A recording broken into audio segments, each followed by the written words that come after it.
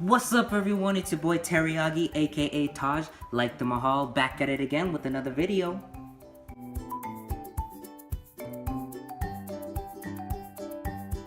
I decided to do my makeup and throw on my wig just to show y'all how non-black I am.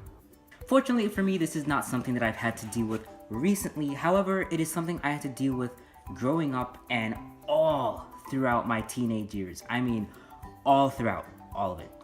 So yeah, I'm making this video now because I didn't have a chance to talk about it then.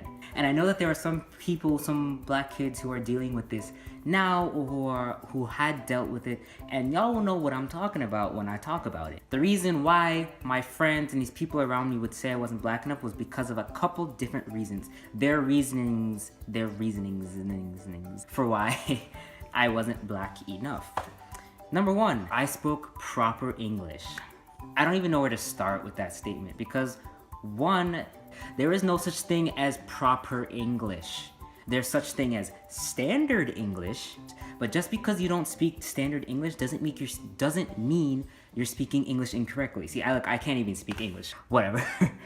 So yeah, and their basis for this, they didn't realize the microaggressions that were coming along with this, because apparently if you talked like the stereotypical black person, then apparently you weren't black enough. I don't even know. Honestly, I don't even know. But that was their number one reason.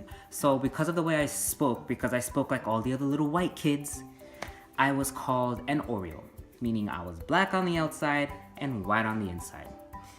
At the time, I was really angry at getting called that, but I didn't know how to respond to that. I didn't know how to educate them at the time. So unfortunately, all I could just do was take it. Reason number two why I wasn't black enough, and the main reason, the number one reason that I'm going to be talking about throughout this video, is because I really liked things of another culture, not my own culture. I'm Jamaican, my family's Jamaican, I'm a firstborn American in my family, and my Jamaican culture is really huge in my family, in my household. So I'm very proud to be Jamaican, and I'm proud to be American as well. That's who I am. However, I also really appreciate and I really am interested in the Asian culture, specifically East Asian. Those are just happen to be the three countries that have really, I guess, influenced my tastes over the years. Yeah, I don't know, you know, people are into different things. That's what I was into. Now, what got me into it was anime. I started watching anime back in elementary school, going into middle school, and watching anime really opened the door for me to Japanese culture. And so I started listening to the music, I started learning the language, and I started looking into the fashion styles. And I even tried to emulate these fashion styles at some point. And I wore these styles and I wore these makeup to school. And I would get ridiculed for it.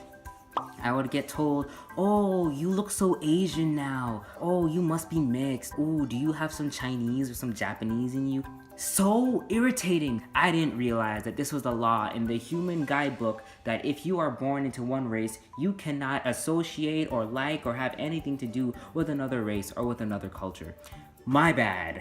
The thing that really irked me was that this kept happening to me by my close friends and my family. Anything that I did that deviated from the stereotypical norms of being a black person, I was deemed as not black enough. And people don't realize that saying that or harboring those feelings towards a black person who likes Asian culture or any other culture for that matter has racist undertones. Because if it was a white person, y'all wouldn't say shit. But you know, whatever. All the frustration and the irritation from that time is just coming out right now, so sorry for all the sarcasm. Sorry about that. Now, the reason why I was inspired to make this video is because I don't know if you guys know her channel. I am not in any way like sponsoring her, and I'm shouting her out just because I love her videos. But her name is Megan Bowen, or Megan Bowen, and her YouTube name is Chonun Miguk Saram.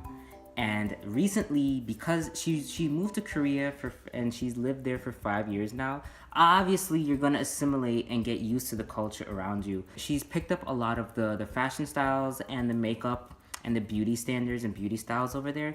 And she's such a pretty girl. Like, I love her makeup and I love her style. I love everything. But to make matters even worse for her, she's a light-skinned black person. So not only does she have the skin color thing going against her, but she also has the fact that because she's assimilating into the Korean culture, she doesn't look black. Whatever looking black means. So she's been getting a lot of hate and a lot of stupid messages like, oh, in your older videos you were so much darker, or you look so much better, or you're not black anymore, or you look Korean now, or stupid stuff. I got the same thing growing up. Where do people come up with this? Like, I don't...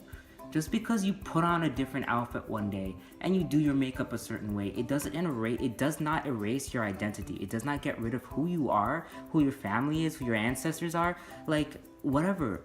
And you also shouldn't dictate to people what they are. If someone tells you that they're black, that they're white, that they're Asian, that they're Middle Eastern, that they're whatever, don't be a and tell them that they're not, because that's just really rude, because you're invalidating their existence, their entire existence. You're invalidating their culture, their family, everything. You're invalidating that just because they don't fit your standards and your stereotypes of what their race or their heritage should look like. And that's not cool. It's really not cool. At least now I'm more educated on this issue, and I don't have to I don't have to just sit in silence like I did when I was a teenager. I can call the bull like I see it. So there we go. This video was actually quite different from my other videos. For those of you who watch my videos for mainly LGBT content, I'm sorry, but this channel is actually gonna be me vlogging. So I'm trying to expand myself now, and I'm trying to grow and trying to work on my channel, and I'm gonna try to do more videos like this about me specifically, not completely centered in on LGBT things all the time. Alright, so if you like this video and if you want more content like this, be sure to like, comment, subscribe, all that good stuff, you know, and let me know what you want to see, what you don't want to see, etc, etc. And as always, thank y'all for watching, and I'll catch y'all later.